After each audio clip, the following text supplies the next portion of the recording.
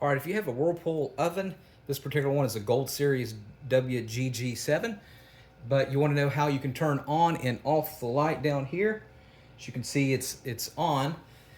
Only thing you have to do is the majority of them is going to have a light bulb here. It's right here, and I want to show you here in a second. The light bulb is right here. And the only thing I want to do in order to turn it off is just press it once. You can see there it turned it off. And then to turn it on, I'll go ahead and back it up here. Just press it on like here. And then it'll turn on.